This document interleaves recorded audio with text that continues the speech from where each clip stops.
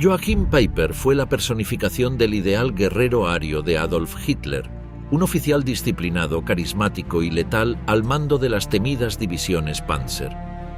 Reconocido por su liderazgo en el frente oriental y durante la batalla de las Ardenas, desempeñó un papel destacado en algunas de las campañas más brutales de la Segunda Guerra Mundial. Tras la guerra, Peiper fue capturado y juzgado por crímenes de guerra, recibiendo una sentencia que sería conmutada tras años de prisión. Sin embargo, el peso de su pasado lo persiguió durante toda su vida. Rechazado en Alemania, se refugió en Francia, donde intentó mantener un perfil bajo mientras lidiaba con el estigma de sus actos. En 1976, activistas antifascistas identificaron su paradero en Traves, Francia, y atacaron su hogar incendiándose durante la noche.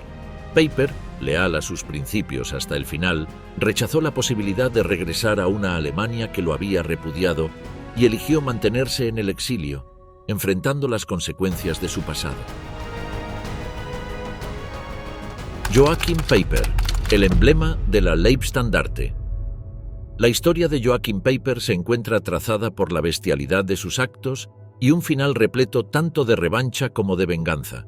Resulta importante conocer sus orígenes, su trayectoria y su rol en la Segunda Guerra Mundial para comprender de mejor modo su trágico final. Peiper nació el 30 de enero de 1915 en Wilmersdorf, un distrito de Berlín situado dentro del Imperio Alemán. Dentro de su familia disponía de influencia militar, debido a que su padre, Woldemar Peiper, se había desempeñado como oficial del ejército imperial alemán, luchando en la campaña de 1904 en el África sudoccidental alemana. Poco tiempo después contrajo malaria y decayó en un grave estado de salud.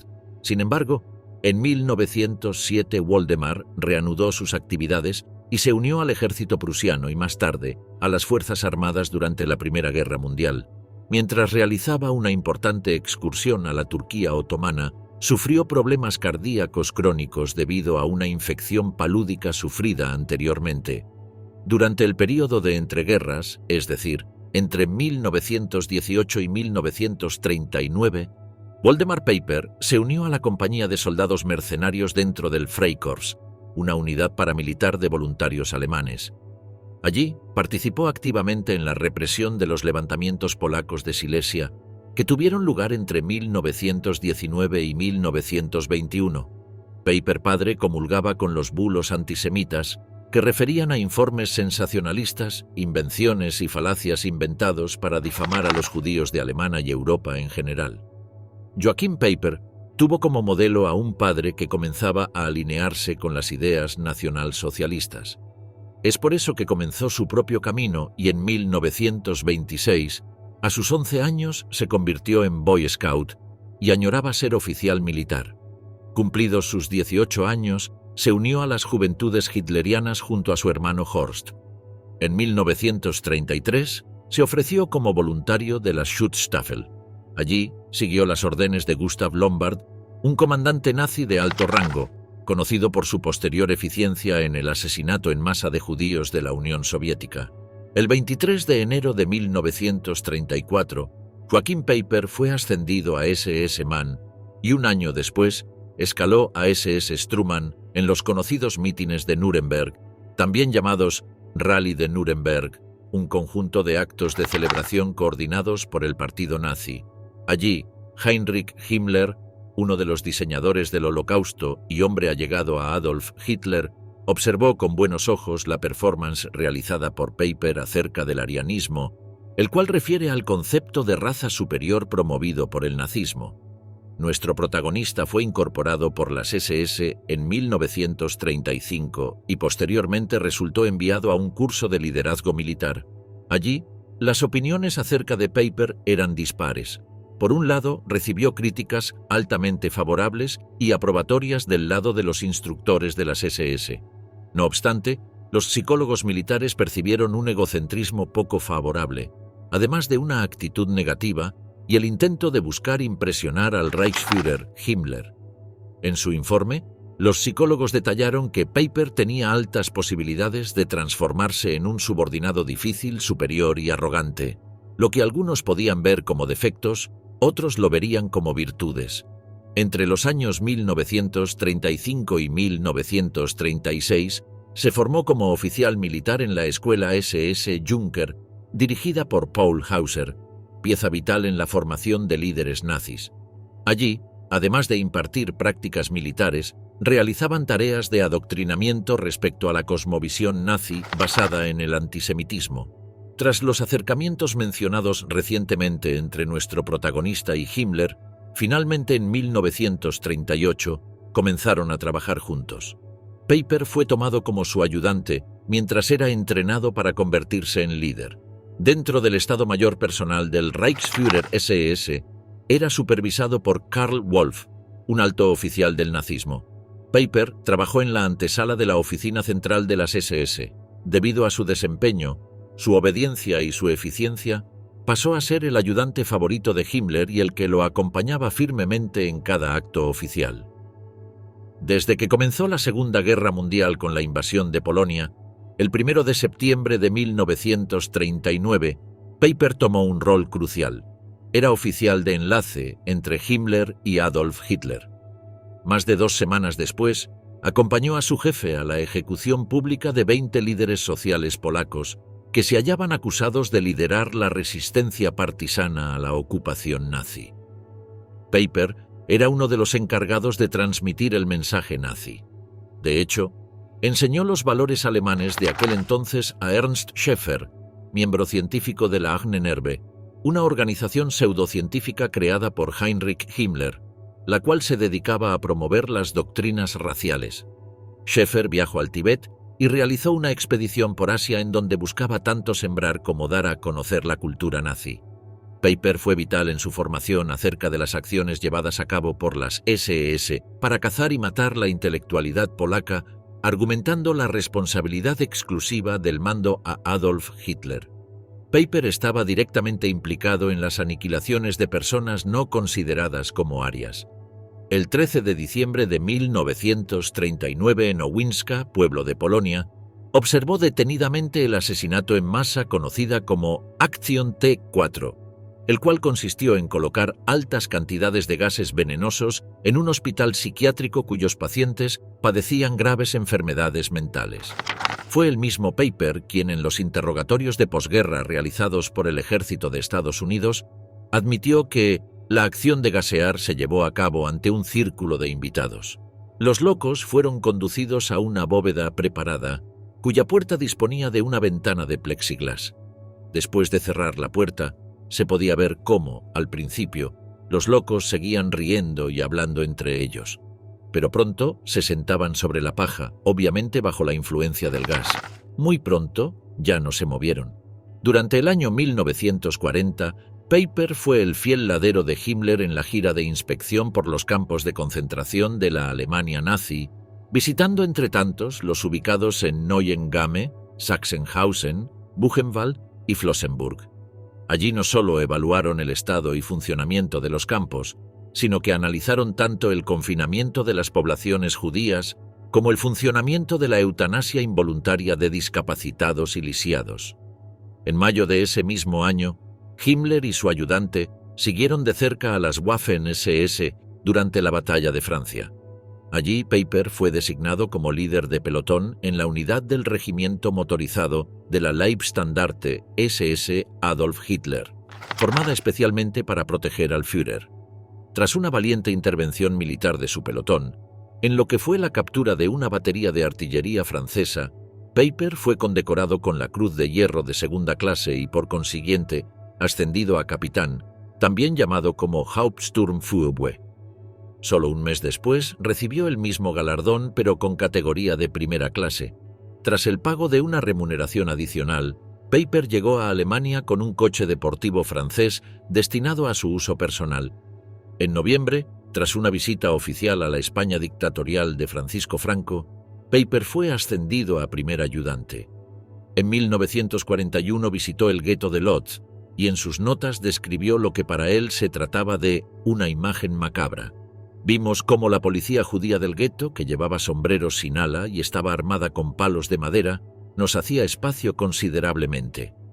Si bien sus escritos denunciaban su estado de conciencia acerca de la criminalidad de las ocupaciones nazis, las supuestas anécdotas que injuriaban a los judíos tenían como objetivo disminuir el grado de complicidad en los crímenes de guerra de las fuerzas alemanas. Ese mismo año, fue de ayuda en la presentación del plan elaborado por Himmler, el cual detallaba el modo a emplear para el asesinato de 30 millones de eslavos en Europa del Este. Poco tiempo después, continuaron por Białystok, presenciando los avances de la despoblación civil realizada por la policía del orden tanto de esa ciudad polaca como del resto del país. Además de realizar todas estas actividades, Peiper debía realizar informes diarios del recuento de cadáveres a cargo del Kommandostab. Durante el verano de 1941, cesó su colaboración con Heinrich Himmler y en octubre fue reasignado al régimen motorizado de la primera división Panzer SS Leibstandarte SS Adolf Hitler en su lucha en el frente oriental. Así fue como asumió el mando de la 11ª compañía y luchó contra las filas soviéticas en Mariupol y Rostov del Don. Un año después, su batallón fue trasladado a la Francia de Vichy para realizar el proceso de recuperación y reacondicionamiento. Peiper fue enviado a una división Panzer Grenadier, donde fue ascendido a comandante del 3er batallón. La carrera de Peiper continuó tomando caminos dentro del campo de batalla. En enero de 1943, tomó acción en la 3ª batalla de Járkov. Algunos meses después, recibió la Cruz Alemana de Oro y la Cruz de Caballero de la Cruz de Hierro por sus logros en aquella ciudad. Allí, su unidad fue nombrada bajo el seudónimo de Batallón de los Sopletes, debido a las recordadas masacres de 2 aldeas soviéticas, Yefremovka y Semyonovka, en las cuales los habitantes murieron fusilados y quemados por los dirigidos por Peiper. Nuestro protagonista se encontraba en uno de los mejores momentos de su vida. Himmler lo felicitó en plena transmisión de radio luego de una de las condecoraciones, mientras que la propaganda nazi lo describió como un líder militar ejemplar. El Das Schwarze Korps, el periódico oficial de las SS, publicó una nota en la que afirmaba que lo realizado por Peiper en Járkov demostró su valía como comandante y que siempre es el dueño de las situaciones, en todas sus fases. También fue descrito como un líder nato, lleno del más alto sentido de responsabilidad por la vida de cada uno de sus hombres, pero que también era capaz de ser duro si era necesario para completar una misión. Tales afirmaciones colocaron a Peiper en el sitio de un héroe de guerra de Alemania. Subido a la cresta de la ola, Peiper ordenó matar a 24 hombres que habían presentado resistencia a un intento de masacre en la ciudad italiana de Boves. Finalmente, acabaron incendiando la localidad y asesinando a decenas de partisanos. Tras su paso por Ucrania y el frente occidental, en 1944 Peiper se presentó para luchar en la batalla de las Ardenas. El 17 de diciembre, Peiper avanzó con sus unidades blindadas y las semiorugas para enfrentar a 30 vehículos estadounidenses en el cruce de Bognez, cerca de Malmedy, en Bélgica. Tras superar al batallón 285 de observación de artillería de campaña, reunieron en un prado a los derrotados con otros soldados capturados. Tras esperar unas pocas horas, los liderados por Peiper abrieron fuego con ametralladoras y aniquilando a 84 soldados, cuyos cuerpos fueron abandonados en la helada nieve. Sin embargo, algunos efectivos lograron sobrevivir, por lo que posteriormente pudieron servir de testigos y así rendir testimonio. La división de Peiper estaba desperdigada por toda la zona y aprovecharon para continuar su matanza. De hecho, en municipios belgas tales como Bullingen, Ligneville, Stavelot, Cheneux, La Gleize y Stoumont. En Stavelot y Trois-Ponts, los hombres de Peiper violaron y mataron a un gran número de civiles belgas. A comienzos de 1945, tras varias incursiones en batallas, el Kampfgruppe Peiper batalló en la Operación Viento del Sur y la Operación Despertar de Primavera, la última acción ofensiva de Alemania en la guerra. Si bien los hombres de Peiper cumplieron con su función y asesinaron a miles de soldados enemigos, el resultado acabó siendo adverso debido a que sufrieron una mayor cantidad de bajas en comparación con las del oponente. El 1 de mayo de ese mismo año, Peiper recibió la noticia que jamás hubiese querido escuchar. El Führer Adolf Hitler había muerto. La guerra estaba terminada y la derrota de Alemania era un hecho. A pesar de que la orden de la alta cúpula ordenaba la rendición, Joachim Peiper se negó. Sin embargo, el 22 de mayo de 1945 fue detenido por el ejército estadounidense. Todo comenzó a verse negro para Peiper, ya que los investigadores de crímenes de guerra iniciaron una investigación forense acerca de la ya nombrada masacre de Malmedy, en la que nuestro protagonista junto a sus hombres estaba implicado. Sin embargo, Peiper era uno de los nazis más buscados por Estados Unidos, encabezando una lista de 4 millones de prisioneros de guerra. Para su desgracia, el Comité de Justicia le adjudicó la responsabilidad y la autoría de la masacre. Peiper no demoró en asumir su responsabilidad de mando sobre el accionar de sus efectivos. No ejerció ningún tipo de resistencia y pronto declaró todas sus culpas. La derrota en la guerra no había cambiado los ideales de Peiper, quien en un interrogatorio declaró que todos los judíos son malos y todos los polacos son malos. Acabamos de limpiar nuestra sociedad y trasladamos a esta gente a campos, y ustedes los dejan libres. Varios años después también dejó una frase para la polémica: fui nazi y lo seguiré siendo. El paso del tiempo no afecta en los ideales de ciertas personas. Otra de sus declaraciones indicó su indignación de acuerdo a la decisión del gobierno estadounidense al mostrar su negativa de incorporar a las Waffen-SS a su ejército para presentar oposición a la Unión Soviética. En diciembre de 1945 fue trasladado a la prisión de Schwäbisch Hall y en abril del siguiente año vivió el calvario en carne propia al ser enviado al campo de concentración de Dachau. Allí, durante un periodo de 2 meses, tuvo lugar el juicio de la masacre de Malmedy, en el que, si bien eran juzgados más de 74 individuos, todas las miradas apuntaban a Peiper. El 16 de julio de 1946, el tribunal declaró culpable a Peiper de los crímenes de guerra de los que era acusado y fue condenado a la horca. Sin embargo, luego de varios reveses judiciales, Peiper no perdió su vida bajo una pena de muerte, sino que fue condenado a cadena perpetua. A finales de la década de 1950, acabó siendo beneficiado por la libertad condicional. Inmediatamente, comenzó a trabajar en la empresa automotriz Porsche. Debido a su excelencia en el trabajo, fue ascendido a secretario. Este movimiento llamó la atención del sindicato IG Metall, que presentaron sus quejas debido a que puede resultar mínimamente tolerable otorgar empleo a criminales de guerra, pero no está permitido ofrecerles importantes ascensos. No solo les solicitaron que lo aparten de su posición, sino que amenazaron con hacerles una campaña publicitaria en desmedro de la marca. Una vez alejado de su puesto laboral, el sindicato le advirtió que lo expulsaran de todas las empresas en las que quisiera trabajar. Fue así como, tiempo después, aplicó al puesto de promotor de ventas independiente de Volkswagen y no solo quedó elegido, sino que fue admirado por sus superiores. A finales de 1968, Peiper, junto a 2 de sus exoficiales, fueron acusados ante un tribunal alemán por el supuesto asesinato de civiles italianos en 1943 en la ciudad de Boves. Según comentaron las distintas partes del juicio, la unidad nazi merodeaba la zona luego de que 2 de sus efectivos hayan sido secuestrados por soldados italianos. Al tomar nota de la situación, se dirigió a su batallón al rescate de sus hombres. Al llegar, desperdigó cañones en toda la localidad y disparó municiones de 150 milímetros. Los soldados alemanes fueron liberados, pero 34 italianos fueron aniquilados con el método de defensa impuesto por Peiper. Luego de 2 meses de debate, el tribunal concluyó el proceso argumentando que carecía de pruebas suficientes como para presentar cargos formales.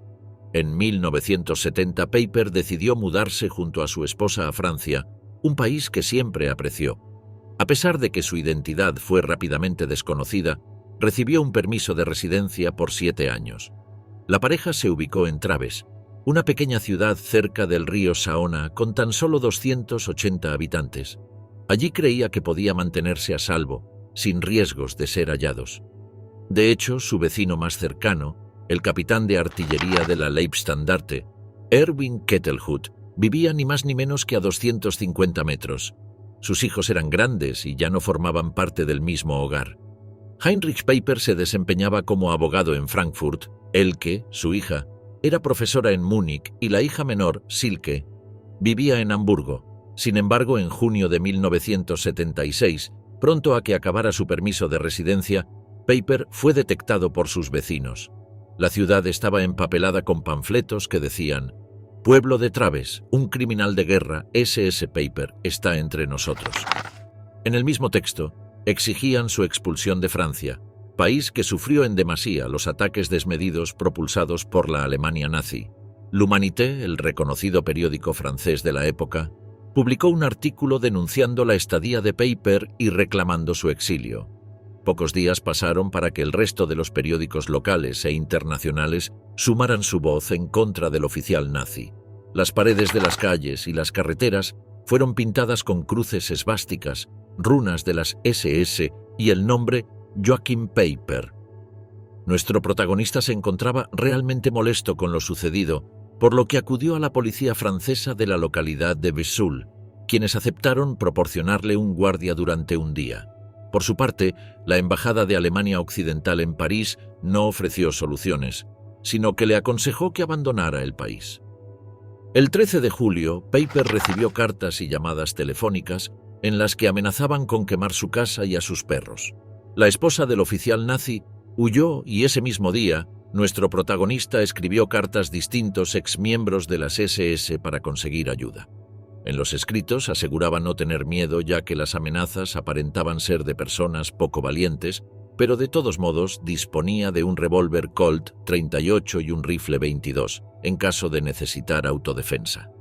Kittelhut, su vecino, le prestó una escopeta Remington calibre 12 y también vigiló la zona desde su balcón en el molino junto a 2 rifles cargados. Eran las 23:30 cuando Kittelhut comprendió que no había peligro, por lo que se tomó un somnífero suave y se dispuso a dormir.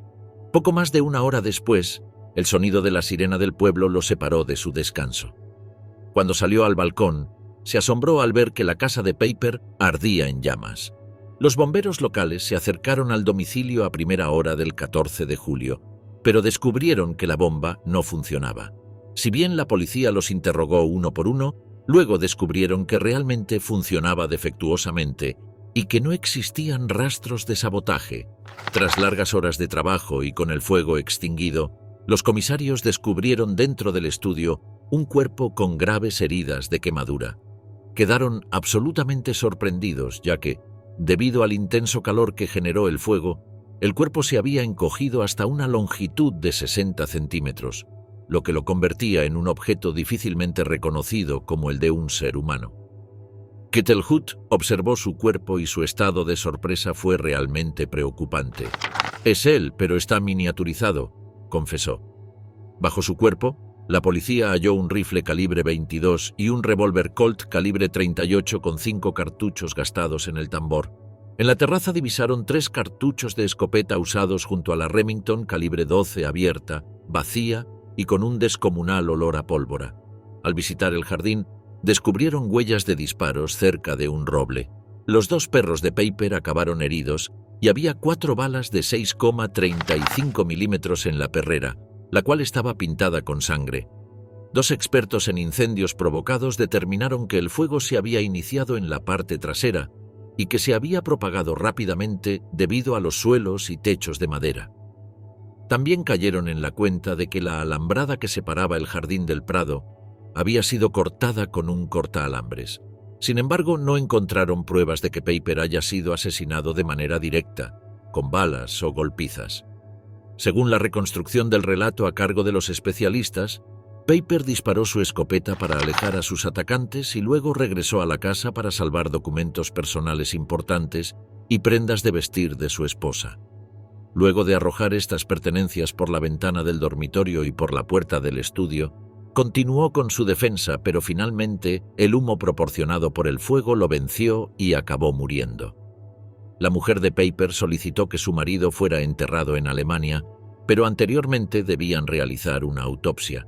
Lo asombroso fue que, cuando el cuerpo llegó desde Francia, él faltaba la cabeza, la cual apareció más tarde, pero cortada en pedazos. El único diente que sobrevivía en su boca estaba partido.